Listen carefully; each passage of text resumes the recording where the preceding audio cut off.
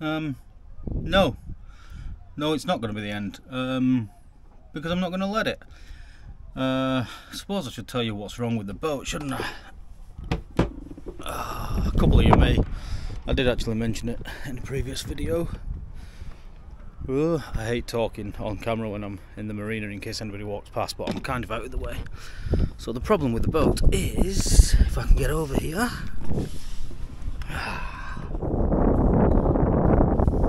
don't know if you can see, the mast is cracked, and the corrosion around the bottom, and all in here, it's all just eaten away.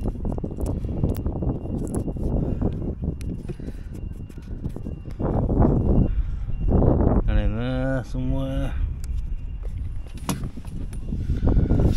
So basically, my mast is dead. I don't know what to do about it. I'm gonna have to do something. The thing is, I can't afford a new mast. I can't even afford to get the mast unstepped to do something about it, so I am in a pickle. So that's why I want your help, really. What do you suggest? So I'm thinking of drilling above the crack. I don't know if you can actually see. Drilling at the top of the crack to try and stop it propagating, as the word goes. Stop it getting any worse, but the corrosion's eating away at the, whatever it's called, the foot, or whatever it is. So I'm in a bind. Either way, I'm not staying here. I need to set off. So what I'm thinking of doing is either putting Jubilee clips around it, or like a brace fore and aft, and bolting it together to try and hold it together, and just not going out in heavy weather.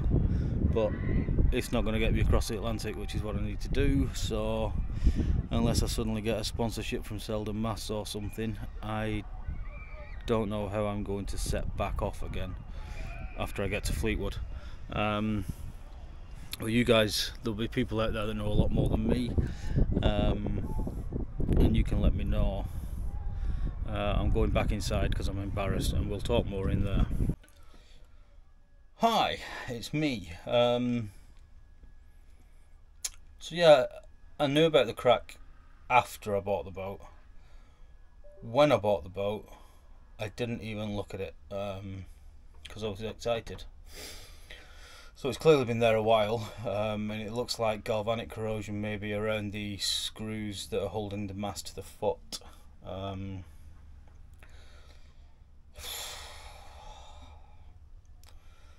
So what are the options? Well, realistically, I need a new mast and boom. Sorry, I'm just getting comfy. I need a new mast, and if I'm doing the mast, I need a new boom as well. That will run into the thousands, and I don't have, or won't ever have, I don't think, thousands of pounds. And this isn't some, oh please give me money thing.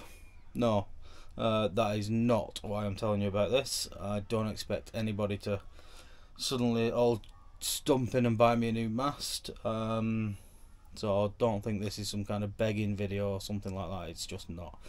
So, realistic options. Well, have you ever heard of a junk rig? Famous boat called Jester, sailed by a person whose name will appear by magic now. So the Chinese junk rig, as it's often called, uses an unstayed mast, but because of that it needs to be stepped to the keel, and mine is a deck stepped mast, which means the base of the mast is where I've just shown you. It sits on the deck, and this is the bulkhead. The mast is just above there.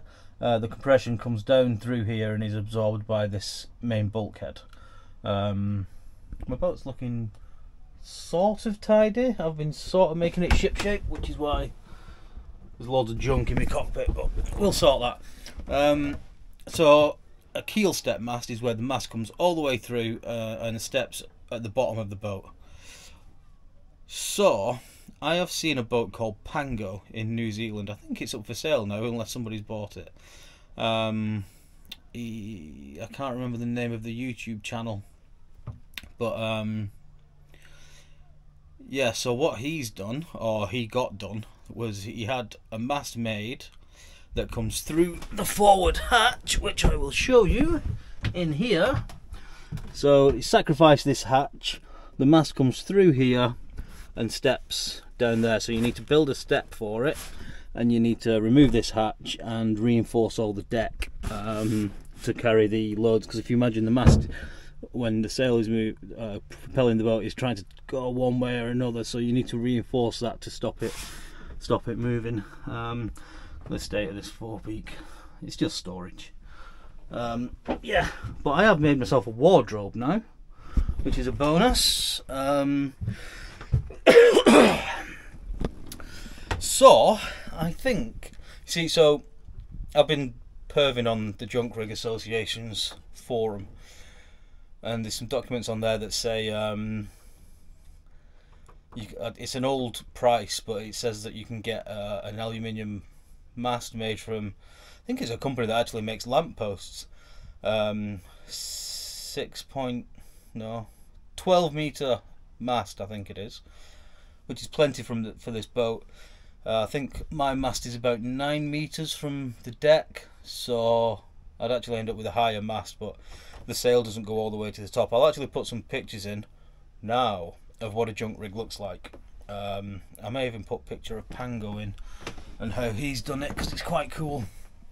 And there are other ways you can actually make it what's more called a cat boat, I think, where the mast is right the way forwards, like basically where the anchor locker is. But I think for some reason in my head, because the two fixed points on the mast, if I put it through the hatch, is at the hatch level and at the floor level, and that's quite a long distance, so the leverage blah blah, if you shorten that distance, i.e. through the anchor locker to just where the bow is, sort of thing, it's a shorter distance, therefore it'll have more leverage, the lever will be longer on top. And I think, anyway, I don't know, I'm not a bloody rocket scientist or something, or I can't even say it. Yeah, so sorry this isn't a sailing video, it's just a me talking nonsense video, apologies. Yeah, so that's an option. I can get that 12 meter or so mast. The old price was like 800 quid, because it's just an aluminium tube basically tapered, which is far cheaper than any other mast I'd be able to buy. And then there's no standing rigging on it because it's freestanding. And I reckon my auntie knows how to use a sewing machine. I reckon we could probably make the sail. I can make 2 sails, and like I say, the junk rig sail's quite a thingy shape. You can get them either flat panels or I think it's called canted, I'm not sure, to give you a bit better upwind performance.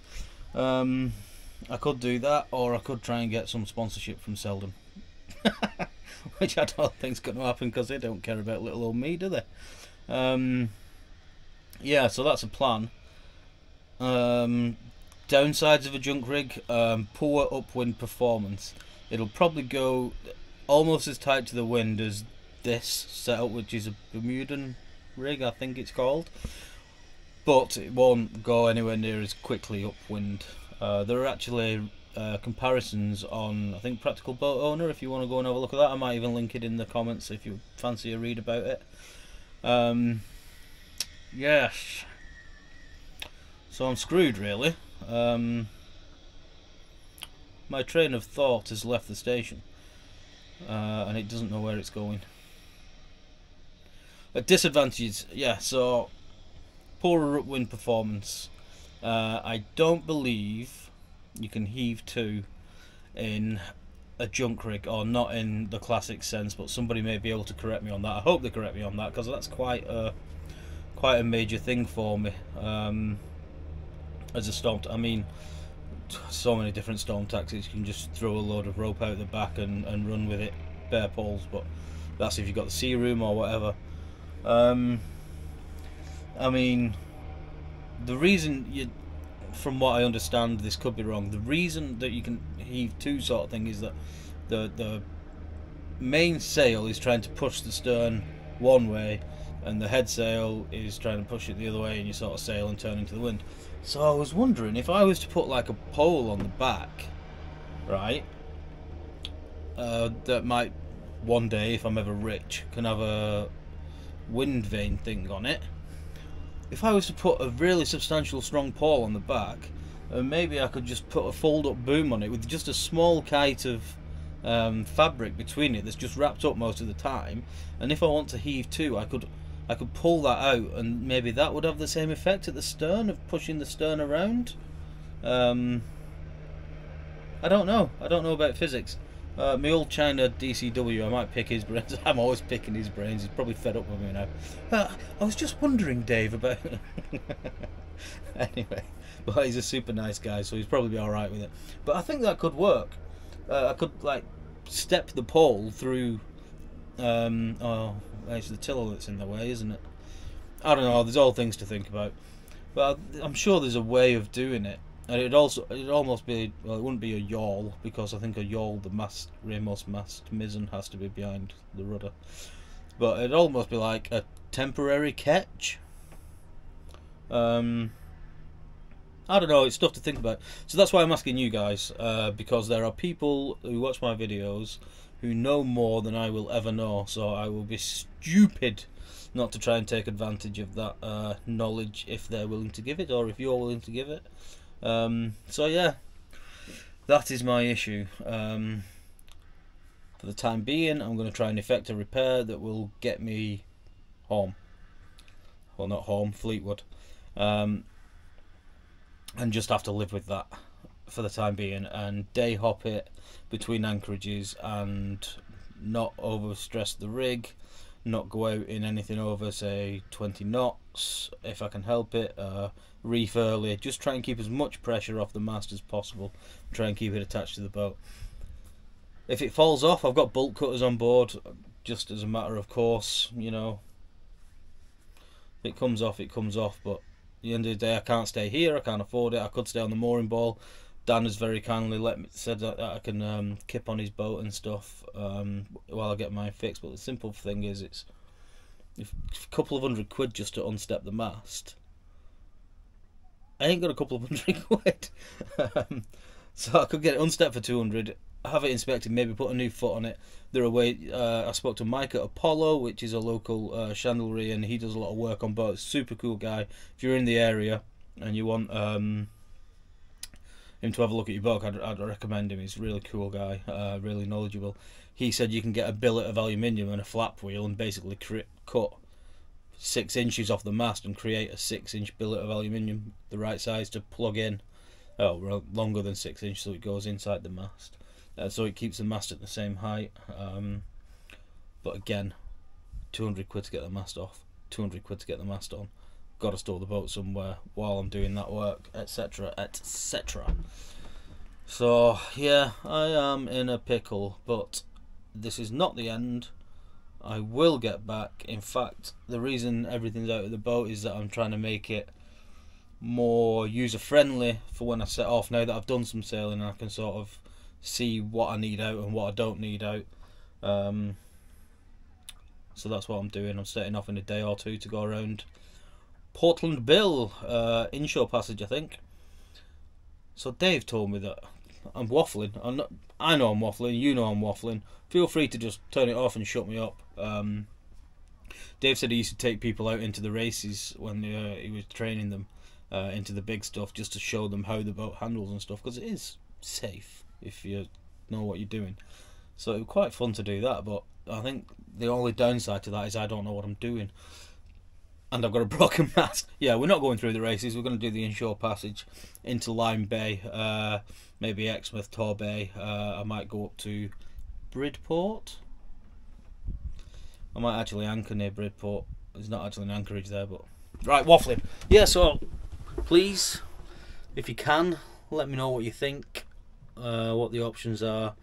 Don't say new mast, because I ain't got new mast money. Basically, don't say anything that's going to cost more than £100 for the time being. Or maybe the channel like really kicks off and I've got a couple of grand when I get up north, but I highly doubt it. Yeah. Thanks for watching. Feel free to let me know what you think. Auf Wiedersehen.